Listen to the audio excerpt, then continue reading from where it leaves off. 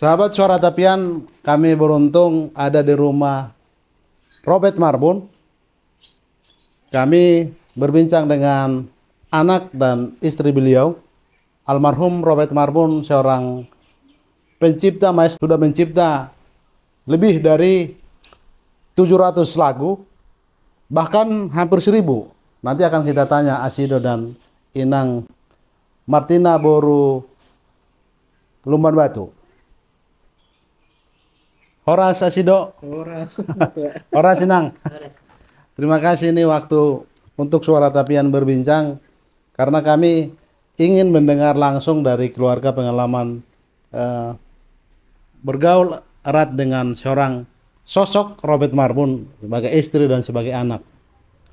Tolong cerita Inang dulu bercerita dulu kisah percintanya. Saya dengar juga Marpariban ya. Iya. Saya kebetulan juga Marpariban.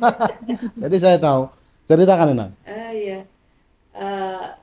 Robert Marbun ini adalah paribanku yang paling bontot. Ya.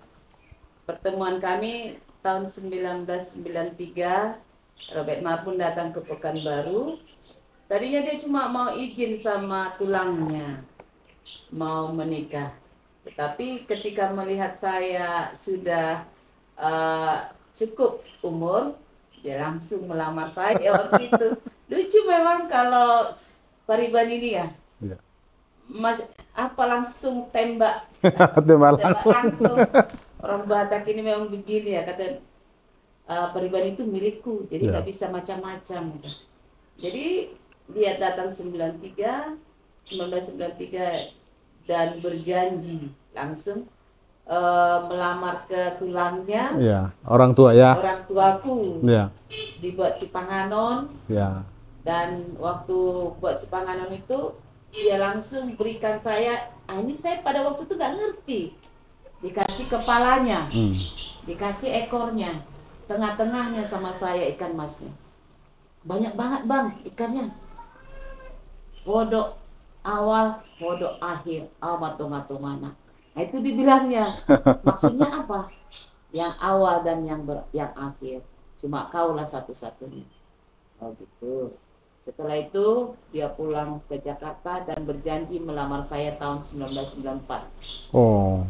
Tepat pada waktu Itu 93 datang ya? 93 Ke Pekanbaru. Setahun kemudian pisah. Oh. 1994 dia datang. Padahal saya punya pacar loh. Dan nggak apa. Namanya jodoh ya. Ya. Jodoh rezeki maut kita nggak tahu. Ya. Dia datang melamar saya bulan Mei, tanggal 31 Mei 1994. Dan acara pesta itu 18 Juni 1994. Di Pekanbaru? Pekanbaru. Jadi dia tinggal di rumah. Ya. Dia bercanda juga sama namburuku. Mak, beruna do tabuet, kita dilayani di son. Semua disiapkan. Apa beruna do neng tabuan tu tuku tata, kata Robert Marbun ini. Sambil bercanda. Ini orangnya kan memang bercanda nih.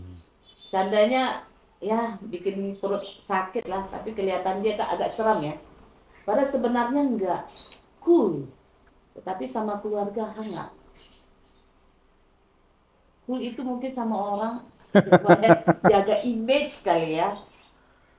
Terus setelah itu paslah mertupul tanggal 11 Juni ditanya sama pendeta. I said dia do holong neroham to use Martina and Robert. Itulah ya. Siat debatai do roholoku lau manompot paribakon. Terjadilah penandatanganan tanggal 18 inilah pesta perkawinan kami. Kedekatan saya yang namanya istri ya. Dia orangnya sangat perhatian dan romantis. Kalau orang Batak mungkin jarang seperti dia. Hari-hari istimewa. Saya kan dulu agak romantisnya kurang. Yang BB gitu kan. Kalau dia romantis banget. Kalau misalnya hari Valentine, ada sekuntum bunga, itulah susah saya lupakan.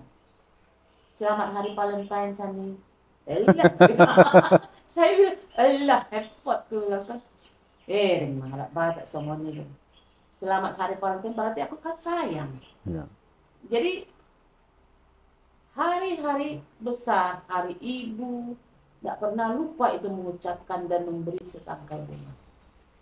Jadilah seorang Romantis ibu. ya. Romantis sekali. Jadi setelah dia pergi, hari ulang tahun, selamat ulang tahun Mariho. Itu ciptaan buat saya pas ulang tahun. Kalau nggak salah ada trionya dulu Ada romantika. romansa trio. Oh, romansa. Oh, barangkali ada hubungannya juga. Ada. Jiwanya di situ. Diciptakannya pas saya mau ulang tahun bulan depannya, dibuatnya. Apalah hadiah aku sama istriku ini. Itulah dibuatnya. Terus di Takuho Maruhaki. Oke. Itu tercipta tahun 1996. Sudah menikah waktu itu ya? Sudah menikah. Karena setiap dia mencipta lagu, dia kan suka rokok itu di Samsu sama Sampurna Milk. Susah makan kalau sudah cipta lagu. Gitarnya. Jadi kalau dia matanya kelap-kelip, saya bilang, jangan gitu kali Pak. Saya itu ada buah, saya kasih top. Sambil nyanyi, sambil membuat lagu, apa yang ada makanan, karena dia lupa makan. Saya kasih aja ke mulutnya. Jadi itulah tercipta lagu itu. Kok kau bayangkan pacarmu ya Pak ya? Lagu itu. Oh, gitu. Oh, halana labok tempat jalomi tiki tahun 1993 Pak. Oh. Lagu Martina itu berarti sebenarnya Namaku. tidak banyak orang yang tahu itu. Ceritakan, kenapa dia ciptakan Martina itu? Jadi ceritanya gini, kan Martina sian Jerman katanya kan. Padahal bukan dari Jerman, dari Pekanbaru. Datang dari Pekanbaru datang ke Jakarta. Iya. Nah, sekali lirik langsung jatuh cinta katanya. Pas pertemuan pertama, aku lihat kau in Om Malak. Hari Minggu dia datang, akan kubikin Martina alo bidang adong desiako. Jadi kisah cinta kami itu. Aku datang ke Jakarta. Jadi dibayangkannya aku dari Jerman. Dibayangkan dari Jerman, padahal sayanya dari Pekanbaru. Lagu apa? Imajinasinya ya? Imajinasinya terlalu tinggi. Iya. Jadi itu aku lah, si Martina dari Pekanbaru itu hitam bukan putih. Iya. Hitam. Karena boru Jerman itu kan cantik. Loh, enam boruku hitam. Abang boru ini ada itulah kisah. Tidak ada yang lain. Ya itulah aku buat hadiah buat enam borumu menyambut ke Jakarta. Itu katanya. Kisah cinta kami dari Pekanbaru sampai ke Jakarta. Bukan dari Jerman ke Indonesia itu. Terus dengan Matua tercipta 1993. Artinya semua yang di Jakarta ini bukan tidak ada pacarnya. Banyak pacarnya. Tetapi di situ dilihat saya gereja hari Minggu, dia datang hari Minggu jam 5 pagi. Saya yang menyambutnya. Dan disitulah dia buktikan kesetiaannya ya sampai akhir hidupnya. Akhir hayatnya.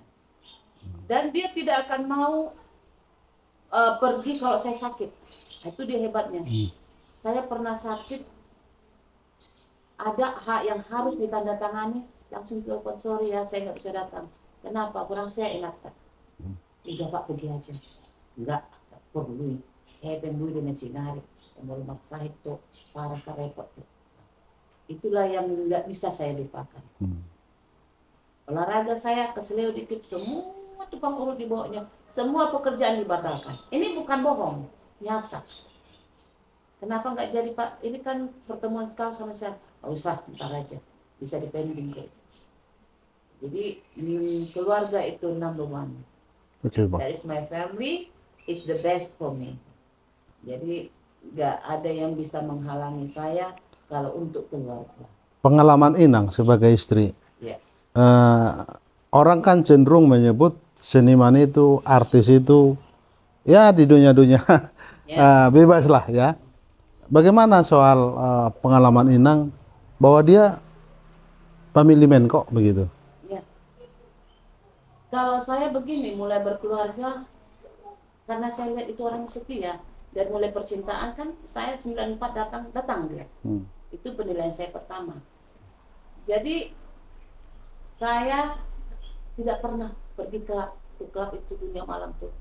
Saya dibawanya 2 kali.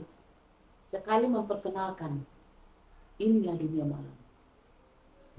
Terus yang kedua ada acara, kau duduk di sampingku. Kenapa Pak? Saya kan memang buta sama sekali dunia malam. Duduk ke sini. Jangan bergerak. Kok gitu? Nanti akan ada yang datang. Jadi peluknya saya selama acara itu. Oh, polisi Toba. Apa sih polisi Toba? Artinya istri. Nggak ada yang bisa menghalangi. Nah, dia memang kemana-mana. Kalau kira-kira itu membuat saya cemburu, saya tidak akan dibawa. Contohnya syuting. Syuting ini kan banyak yang berpelukan segala macam. Bagus kok nggak saya ikut. Nanti lihat aja hasilnya. Oh iya, padahal saya nggak cemburu. Saya yakin meskipun ada cemburu, tapi tidak cemburu buta. Prinsipnya itu pekerjaannya. Ya. Kalau itu pekerjaannya silahkan. Tapi kalau itu bukan pekerjaannya, saya akan marah. Kemana Pak? Maksudnya. Dan saya tidak pernah negur, misalnya kau udah di mana ini segala macam. Oh dia udah dewasa kok, udah tahu yang baik dan yang jelek. Misalnya dia kan pemain judi kelas kakap itu mesin. Tidak pernah saya marah. Berhenti sendiri. Merokok berat. Pernah merokok ya? Merokok itu berhentinya 1997. Oh. Dari anak muda itu merokok berat, peminum berat. Saya nggak melarang dia berhenti merokok. Saya tidak melarang dia berteman sama siapapun. Tapi jangan disalahgunakan kepercayaan saya. Ya. Kalau saya tidak percaya lagi, kamu repot sendiri. Itu saya bilang sama dia. Silakan pegang kepercayaan saya dan saya percaya sama saya, tidak akan neko-neko. Oke. Jadi berhenti merokok itu di Samsu 2 bungkus, Sampurna Milk. Ketika dia meminta, tidur. Nggak dia ambil rokoknya. Udah pengen minta merokok dia kan, langsung tidur lagi. Ya udah siapin makanan. Begitulah sampai 2 minggu. Aku merokok lagi ya hanya, dia manggil itu kan hanya. Ya terserah. Kalau mau merokok ya terserah. Nggak mau dia. Jadi bagus saat kebetulan tahun 1997 itu saya kuliah. Dia yang menyekolahkan saya. Dia orangnya peduli ilmu. Apa kutu buku. Waktu masalah koran, hampir semua koran dibacanya. Terus kurang lagi koran itu pergi lagi beli. Kan sudah langganan kita Pak, ngapain lagi koran. Jadi dia kutu buku, keakraban sama family itu sangat akrab. Sangat peduli. Kalau masalah dia kesana kemari, saya bisa percaya. Banyak yang naksir, banyak yang nelpon saya, banyak. Oke. Dia itu kan pacaran sama Siana. Katanya, dia usah percaya orang. Memang banyak Pak yang godain saya sama penyanyi dangdut misalnya. Gimana Pak? Kalau percaya orang itu apa saya? Iya. Gitu aja. Ya udah. Itu aja kalau runway aja, berjalan dengan baik aja sama istri. Dan romantisnya itu nanti bisa digombal saya di 3 jalan itu. Jalan, diam kau, diam. Kenapa Pak? Dia kan sutradara. Kenapa? Diam ya. Nah sambil jalan kita nih. Percayalah sama aku Kani. Kaulah satu-satunya wanita yang kucintai di dunia ini. Kita kan kaget ya, surprise apa ini? Buat apa gitu ya sudah. Diteriakin sama orang sana. Wuih, gombal tuh. Lah bini-bini gua ngapain lu yang ribut? Ya Tuhan kau. Nah itu memang orangnya romantis.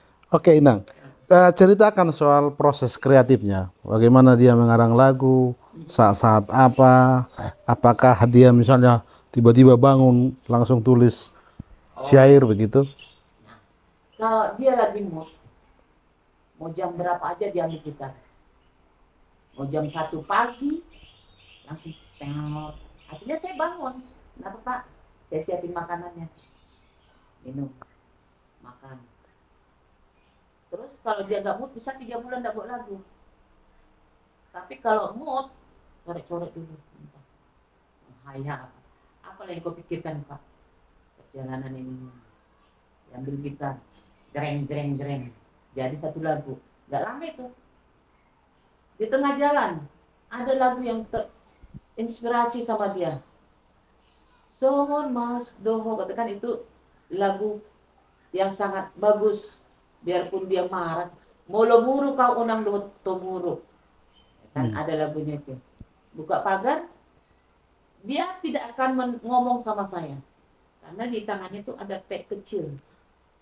Tag kecil ini banyak di rumah ini tempoh hari. Jadi seperti wartawan. Ya, iya, tag kecil. Buka pagar, ya Hmm. udah parkir, duduk, saya kasih air minum. Ambil gitar sampai selesai. Hmm. Taruh gitarnya, baru minum, baru ngobrol. Tidak mau tidur sebelum 30 menit ngobrol. Itu Wajib. hebat. Satu lagunya yang sangat diapresiasi banyak orang, terutama orang Batak, Sulang Amangan itu. Iya. Kita dengar juga sampai HKBP memberi penghargaan untuk itu. Apa dibalik kisah proses kreatifnya? Proses kreatifnya, kalau menurut saya ya, supaya orang sadar berorang tua itu, membangkitkan supaya orang menghormati orang tua dan mau tinggal di rumah, menemani orang tuanya. Karena dia bayangkan tahun 1993, Namburuku, kebetulan mertuaku Ya. sudah tua, sudah ubanan, sambil dicari ubannya, diciptakannya di situ. Oh. Setelah itu pulang ke Jakarta, ada Romora tempoh hari. Bet, buat dulu lagu Bet. Diselesaikannya itu 5 menit cuma menyelesaikan itu. Cuma memang sudah ada gambaran. Gambaran lagunya. Lagu ini adalah bagaimana menghormati orang tua. 10 orang anak itu image ya aja ya. 10 orang anak bisa diurus oleh seorang ibu. Tetapi 10 orang anak bisa diurus oleh Seorang ibu. Tetapi seorang ibu susah Diurus 10 orang. 10 orang anak ini. Nah, itulah yang di dalam pikirannya. Nah, jadi makanya kata-kata itulah yang diambil para penasehat, penetua dan pendeta. Luar biasa kata-kata itu. Siapa yang akan menutup mata saya kalau ketika saya akan menghadap. Satu lagunya yang sangat juga dinyanyikan di hampir pesta-pesta Batak, Gadis Melayu itu. Gadis Melayu. Iya, sebenarnya lagu itu katanya kurang sopan. Karena di lagu itu ada Inang Bao. Tetapi, nah, itu hanya lagu hiburan. Gadis Melayu kan saya dari Pekanbaru, identik dengan Melayu. Jadi karena kebetulan saya suka senam. Jadi suka senam, identikannya lah saya gadis Melayu, melenggak-lenggok. Jadi kalau seandainya kami olahraga, kalau tidak pakai musik, saya tidak akan keringat. Jadi selalu musik, baru keringat. Dia kan olahraga hampir tiap hari olahraga, menjaga kesehatannya. Nah itu lagu guyonan kalau menurut dia. Sebelum almarhum meninggal, lagunya juga viral di YouTube. Dia menyanyikan beberapa lagu rohani termasuk Au Nama itu. Iya. Kalau ditanya masalah Au Nama itu memang susah menceritakannya. Kalau kita ceritakan kadang nggak sanggup ya. Karena kepasrahan. Tiba giliran itu karena teman itu sudah pergi satu-satu. Pertama itu Binsar Silalahi. Ya. Disusut sama Margas Tumeang. Siapa saya lupa namanya. Bukan. Berturut-turut lah temannya meninggal sampai 6. Tetapi waktu itu saya marah banget waktu dia menciptakan lagu itu. Di masa Covid itu ya? Di masa Covid. Ya. Bukan. Sebelum Covid. Sebelum Covid ya? Sebelum Covid. Pokoknya pertama kali Binsar Silalahi meninggal. Iya. Karena dia janji besoknya mau ketemu. Oh, oke. Ketemu Binsar Silalahi ini saya kenal. Produser. Ya, saya kenal. Jadi mereka mau membicarakan masalah hak, masalah royalti dan kerjasama tentang produser ini. Abang pakai lagu saya 3, saya pakai ini. Artinya mereka tukar lah. Saya nggak bisa memproduksi, tapi produksi abang bisa saya pakai 3, tanda tangan, dan itu hak saya untuk publikasikan, kata almarhum. Oke, berilah saya sekian lagu, saya rekam. Kau boleh pakai 3 lagu yang sudah siap dipublikasikan. Yang dinyanyikan oleh trio Lamtama. Ada 3 trio waktu itu. Contoh lagunya Golang.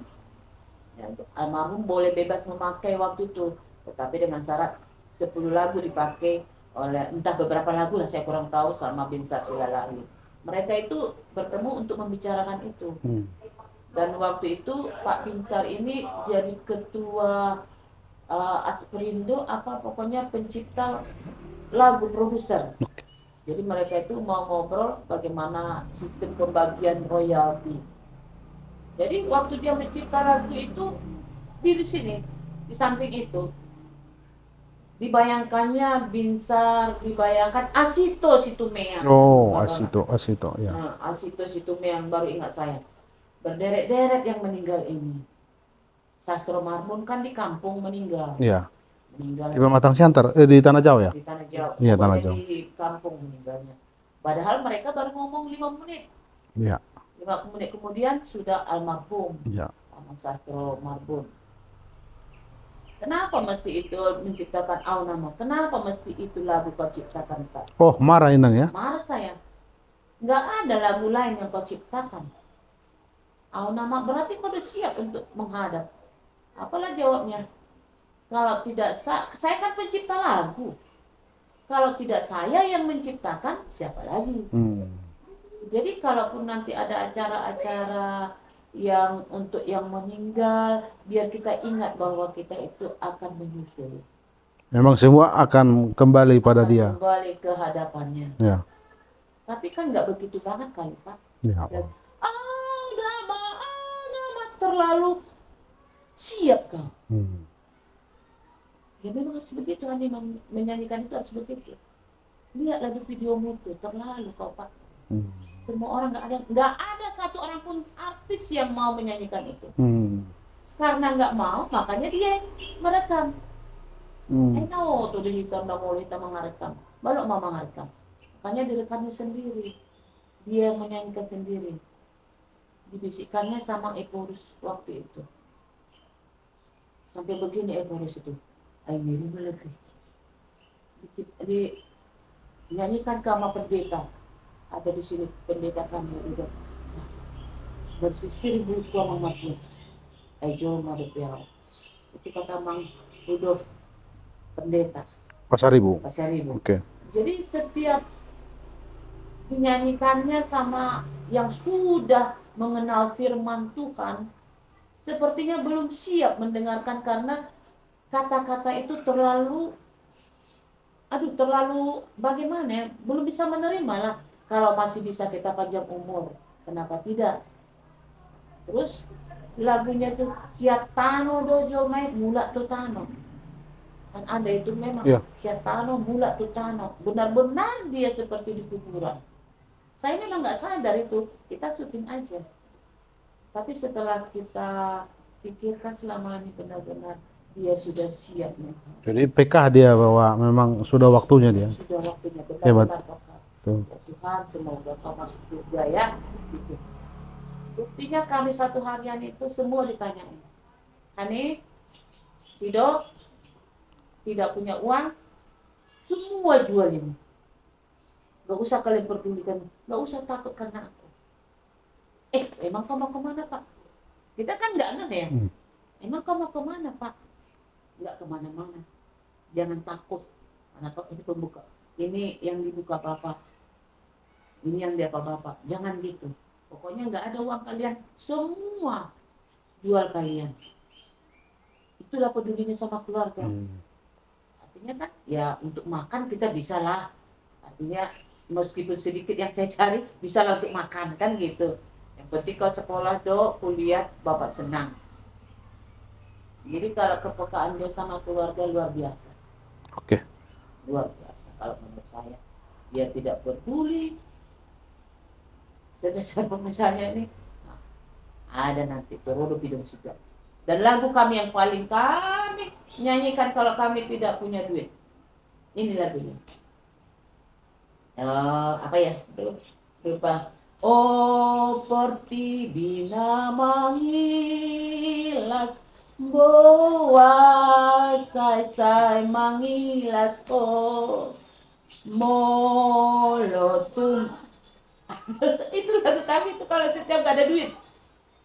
Pertiwi oh pertiwi na mangilas unang say mangilas ko. Apa artinya mangilas pak? Sepi.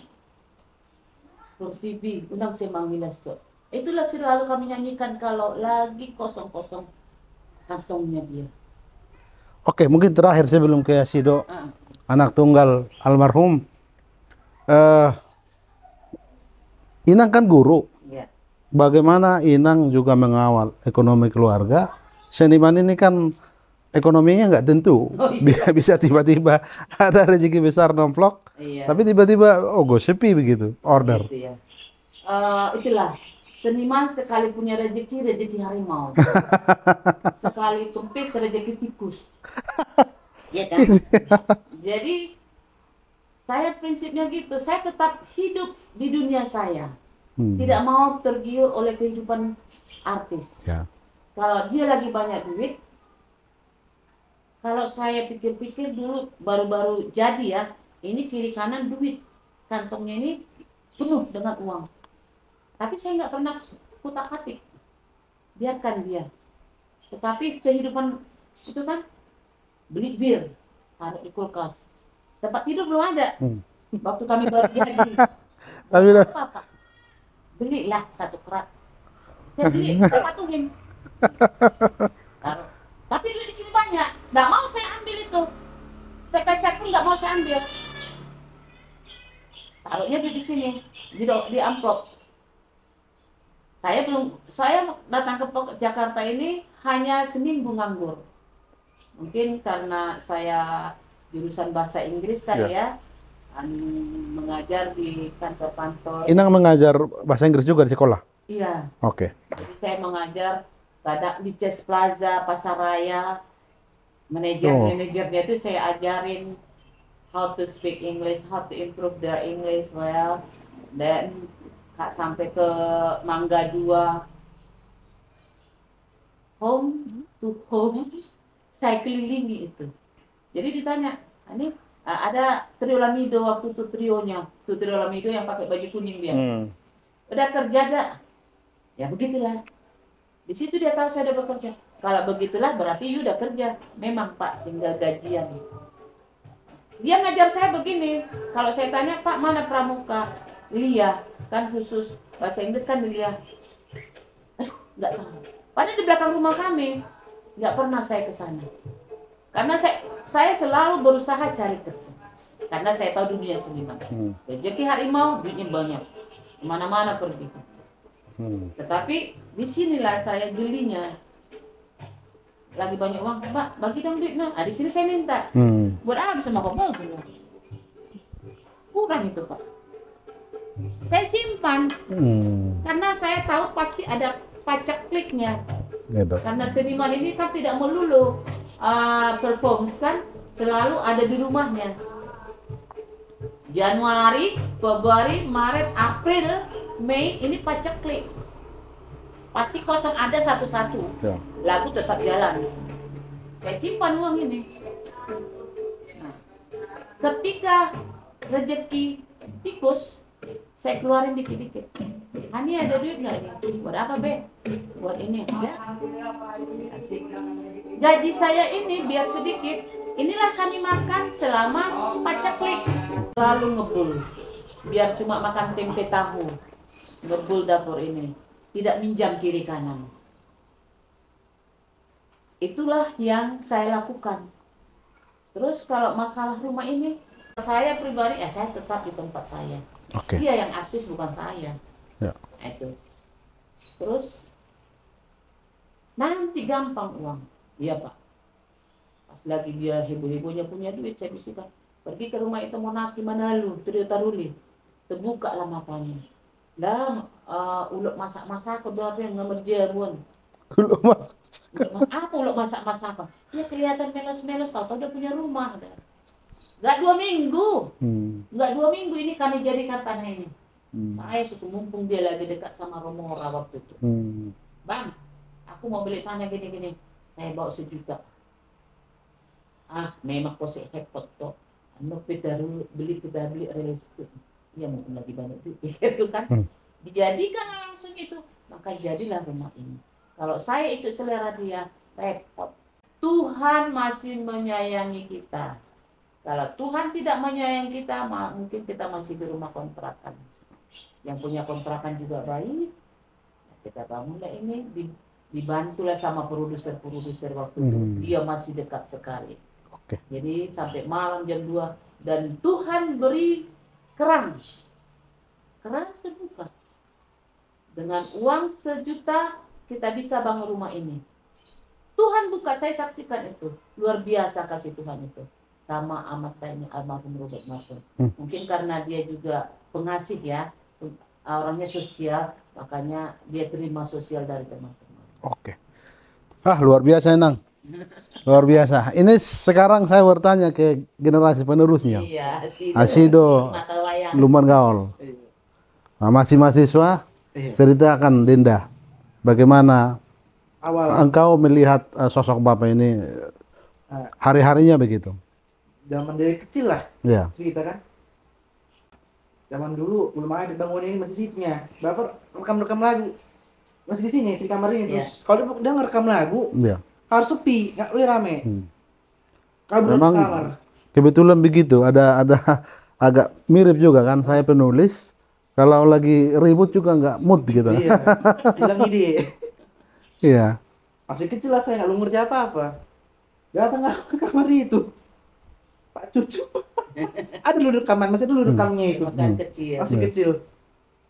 Pak Cucu, Pak, masuk dalam rekaman dikasih bapak lah umur disusu. Apa buat di cucu Pak, cucu Pak. Cintan bapak lah bikin. Terus gini, dengar rekamanmu dulu ini. Ada kau masuk dalam rekaman. Habis itu tentang bapak ya. Yang kunilai bapaknya kan orangnya seniman, terus keluar, nggak bisa di dalam rumah. Kerja terus dia. Jadi dulu sekolah lah aku sering jemputnya. Pulang sekolah jam ASD jam 10, 11. Jemputnya aku ke sekolah, diajak aku ke studio. Jadi sejak kecil aku udah mengerti. Studio di mana? Di Gemini. Oke, di Gudang Peluru. Oke. Diajak aku terus itu, diajak terus. Mengertilah aku. Hidupku adalah di sini. Makanku, biaya sekolahku, kehidupanku semua di sini. Jadi prinsipku sampai sekarang. Yang lainnya nggak aku pikirkan, hanya karya-karya bapak. Bagaimana aku terus menjaga, merawat dan terus meneruskan. Itulah karena pesan bapak juga terakhir kepada aku. Tahun sebelum meninggal, dititipkanlah usaha bapak, Romansa Musik. Inilah kita majukan pekerjaan lain ini semua. Jadi di zaman jatuhnya lah ya mah, kaset udah nggak laku, berangkatlah kaset udah nggak ada untungnya. Zaman Kanvas. Akhirnya 2019 belajar lah aku sama bapak, dok, kita sebut begini. Iya pak, tapi kok aku dulu masih bandel. Males yang kerjain gitu, males. Terus kemarin, bapak orangnya pemarah. sama aku pemarah. Marah memang marah, tapi nggak pernah mimpi sih marah. Pemarah lupa bapak ini. Nggak pernah lebih tangan. Tapi bapak ini lihatlah mungkin aku kan zaman tuh, istilahnya bapak masih nggak terserah, udah dikasih lah apa adanya. Adalah jiwa mungkin jiwa digital. Jadi pertama dari handphone lah, ngedit terus dulu kan. Dan semuanya dari HP, laptop, oke, dikasih laptop. Dikasih laptop bertahan lama, 2 tahun ya laptop itu ya. Kerjaan sampai bener-bener laptop udah rusak. Lihat bapak, cerita sama pak ini udah nggak bisa. Gimana nih pak? Ya udahlah. Zaman COVID tadi belinya itu akhirnya dikasih komputer, kerjain lah. Tetapnya bandel. Dipakai, main game aku. Kalau dibeli komputer, ayo nggak stres bilang kan. Dari situ terus ditekan, akhirnya mengerti lah. Ini nggak bapak di posisi itu yang ku cari apa yang bisa kulanjutkan, apa yang bisa kukerjakan dari bapak. Sadarkan diriku, bapak adalah Robert Marbun. bagaimana aku menjaga terus nama biar ada meskipun beliau sudah tidak ada. Ya. Bagaimana terus nama beliau biar ada terus Ya. sampai ke anak cucu nanti. Ya. Jadi targetku memang terus mengejar karya beliau ini. Bagaimana terus biar makin trending, makin maju.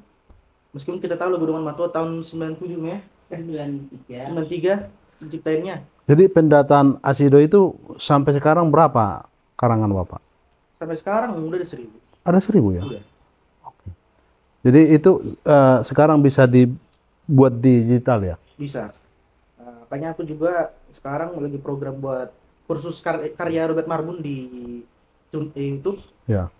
Karena Robert Marbun Channel kan udah aku ganti ke atas nama label. Oke. Label Bapak, usaha Bapak. Jadi sinilah aku masukkan karya-karya Bapak yang masih zaman-zaman kaset. Yang orang juga mungkin udah pada lupa. Ya. Udah pada nggak tahu lagu apa ini. Ya. Atau lagu-lagu yang masih direkam sekitar kita ya Kak, ya kalau ada pun rezeki selesaikan di studio biar rapi di dalam pendataan YouTube ya. Dan tuh sekarang dia awal 2021 kan ya, itu enggak? Pelari. Iya, yang 2021 Pak, masuk pelari 2019.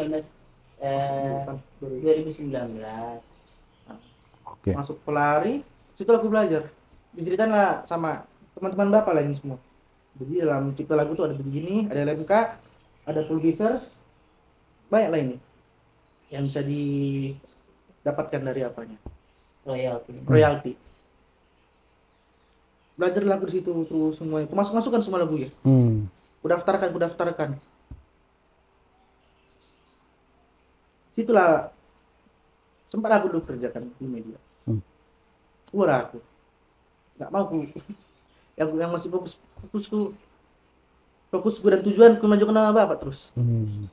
Keluar aku dari apapun itu. Zaman mandalan, zaman apa?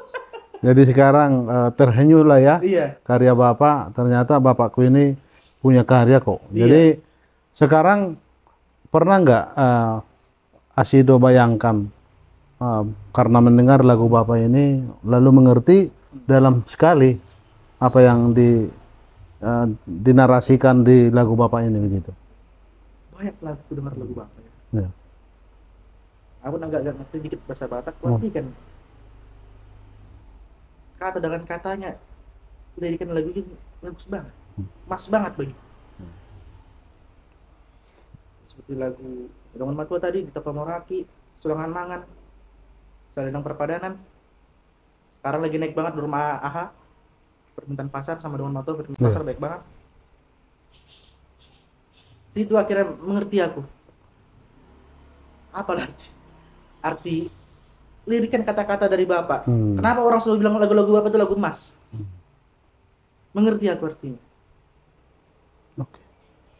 Asido pernah nggak misalnya di acara besar atau acara perhelatan apa, lalu lagu Bapak dinyanyikan, Asido mungkin menangis atau membayangkan? Selalu begitu. Gitu ya. Tanggal 21 Desember kemarin pulang kampung aku sampai tanggal kemarin kan. Desember kan di kampungan biasa terkenal dengan orang pesta lah, terus pesta kan. Karena aku dengar lagu nyanyikan orang ini lagu Bapak ini kan. Karena udah terbiasa aku dengar Jakarta. Kalau di kamu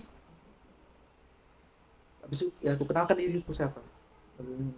Anak-anak orang selalu memuja. Aku yang nggak kuat dirinya. Apa dalam diriku apa aku sanggup nama Bapak selalu. Jadi beruntung Asido punya nama Bapak ya. Katanya Asido juga kalau olahraga karena dekat rumah dengan tempat peristirahatan terakhir Bapak di Pondok Rangon, sering ke sana. Iya. Bahkan minimal 2 kali seminggu. Karena Kenapa? kebiasaannya, kebiasaan setiap hari. Aku sama Bapak olahraga. Kebiasaan setiap hari. Kalau nggak sekolah, kalau pas libur sama berarti kami olahraga. Terus kami olahraga terus. Meninggal Bapak, nggak ada teman olahragaku. Akhirnya pergilah ke kuburan. Luas sih don orang itu main lah. Olahraga aku bawa air, pegang-pegang gaun air itu. Sampun aku siram. Mesti aku olahraga. Ya, jadi Cerita karena kadang ya di teman curhat meskipun Karena udah terbiasa dari dulu, dari zaman bapak, teman berantamku bapak ini. Apa perasaan Asido membayangkan waktu dia hidup, sekarang dia bukan bersama kita lagi secara fisik ya, bayangan itu misalnya muncul dan merasa ya membawa nama tadi, apa perasaan Asido, semacam komitmen ke depan saya akan perjuangkan Iya, karena nilai-nilai bapak ini janjiku begitu. sama bapak. Oke. Gue berjanji sama bapak Ya. dengan karya bapak, rawat karya bapak. Ini karya banyak bisa kau majukan. Keluargamu hidup dari sini. Itu janji bapak, ku jalankan janji bapak. Puji Tuhan mengalir, dikit-dikit mengalir. Bisa membantu ekonomi dan yang lainnya. Yang kurasakan meninggal bapak karena teman itu lah. Karena dia terus jadi temanku. Awal kan kerja, paling ketemu sore, jemput mama dari studio aku, pulang sore udah makan langsung aku istirahat. Dia emang baik cerita sama bapak. Aku penyesalanku dalam hidup. Bapak selama nggak ada ini, kenapa aku dari dia? Banyak diamnya. Padahal ada banyak jalan, bapak kan banyak jalan kan. Misalnya aku ngomong seperti ini, kita kerjakan lebih gini. Kalau sekarang agak susah. Bukan menyesal ya, seperti mengingatkan, waduh kenapa dulu saya nggak langsung tercerahkan ya, Iya. bahwa bapak saya ini orang hebat begitu ya. Iya. Oke Asido dan Inang, terima kasih nih waktunya. Mungkin terakhir pertanyaannya untuk Inang, kira-kira di mata Inang apa pesan moral bergaul erat sebagai istri dengan Robert Marbun? Pesan moral yang saya tangkap selama hampir 28 tahun ya Ya. bersama almarhum, peganglah teguh bahwa Tuhan itu akan selalu menyertaimu.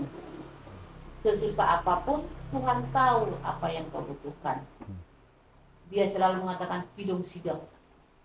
Dong sigak ya. Bidang segak itu mengantarkan makanan kepada janda. Sementara pidong sigak itu pemakan daging.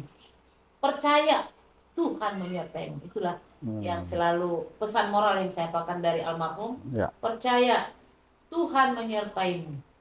Tidak akan kesusahan. Tidak akan kesusahan. Setelah beliau tidak ada lagi secara fisik. Iya. Oke. Itulah pesannya sama dia. Dan setia.